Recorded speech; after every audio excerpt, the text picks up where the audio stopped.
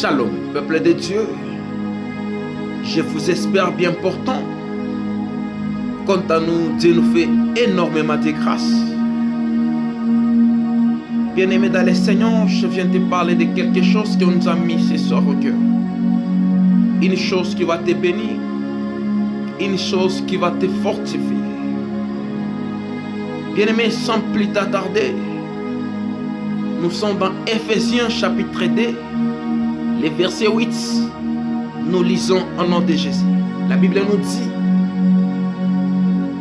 car c'est par la grâce que vous êtes sauvés, par les moyens de la foi. Et cela ne vient pas de vous. C'est le don de Dieu. Bien-aimé, dans ce verset, c'est là où on a tiré notre thème de ce soir. Et notre thème de ce soir est intitulé « Sauvé par la foi ». Bien-aimé, il y a des types que nous voulons introduire ce soir. Première chose, nous allons parler des sauvés. Et deuxième chose, nous allons parler sur la foi. La Bible nous définit les mots sauvé, qui signifie être délivré d'une situation. Deuxième chose, on parle de la foi, on nous dit, nous sommes dans Hébreux 11, le verset 1. La foi est une ferme d'assurance des choses qu'on espère, une démonstration de celles qu'on ne voit pas. Wow. Bien-aimé dans le Seigneur, on était sauvés par Christ. Dieu a envoyé son Fils pour venir nous sauver, pour venir nous délivrer. Si Jésus-Christ n'était pas là, aujourd'hui on ne pourrait pas y être sauvé. Mais comme Dieu c'est un Père d'amour, comme Dieu nous aime, il nous a envoyé son Fils pour venir nous délivrer, pour venir nous sauver, pour venir te sauver. Mais là où tu es sauvé. Là où tu es sauvé. Toi, tu n'es pas condamné, mais toi, tu es sauvé. Bien-aimé dans le Seigneur, j'aimerais justement te dire, ces versets, on nous parle de la foi. Et on nous dit la foi est une ferme d'assurance des choses qu'on espère.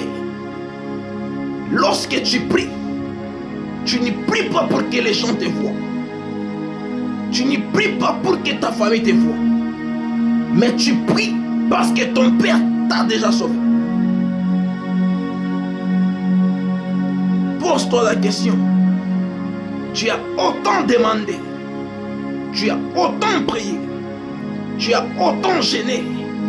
Mais jusqu'à présent, tu n'as pas encore trouvé ce que tu cherches. Le problème, ce n'est pas Dieu.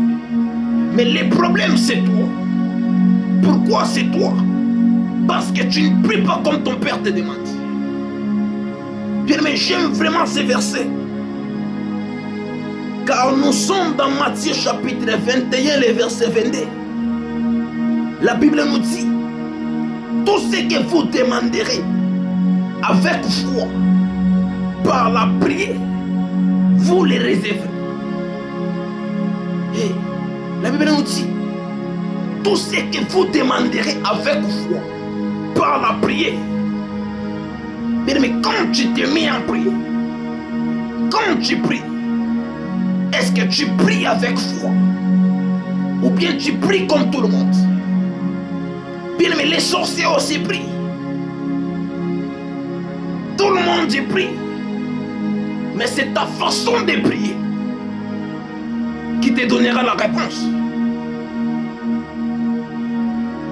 Tout ce que tu demanderais avec foi, lorsque tu demandes, demande avec foi. Car ton Père, il est là pour te donner tout ce que tu veux. Car ton Père, il est là pour te donner tout ce que tu veux. Bien-aimé dans le Seigneur, laisse-moi te dire, la Bible nous dit, nous sommes dans Hébreux, chapitre 11, le verset 6. La Bible nous dit, or sans la foi, il est impossible de lui être agréable.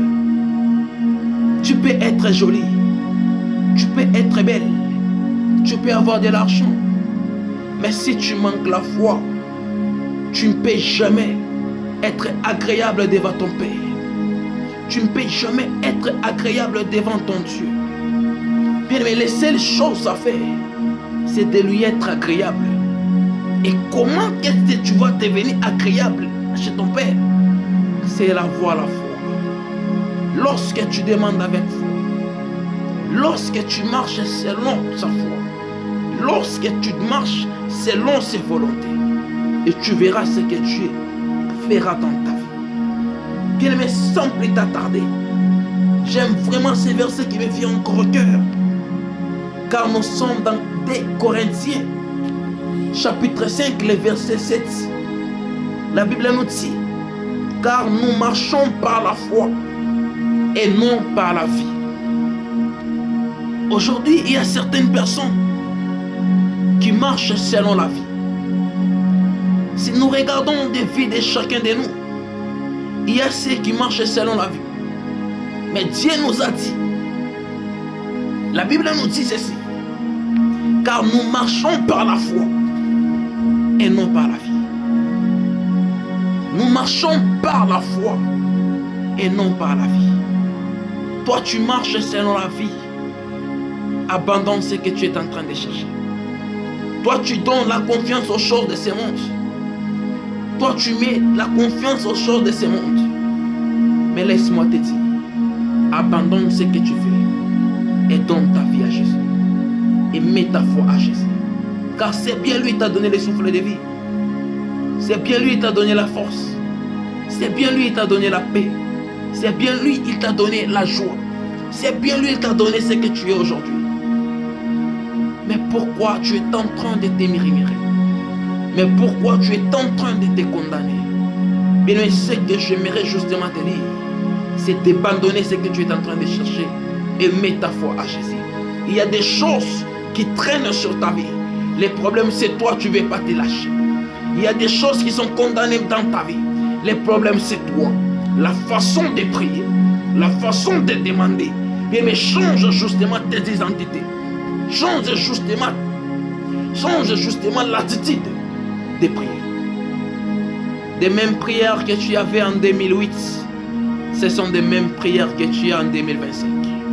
Bien, mais change la façon de prier et mets ta foi à Jésus et tu verras ce qu'il fera dans ta vie. Que Dieu vous bénisse abondamment.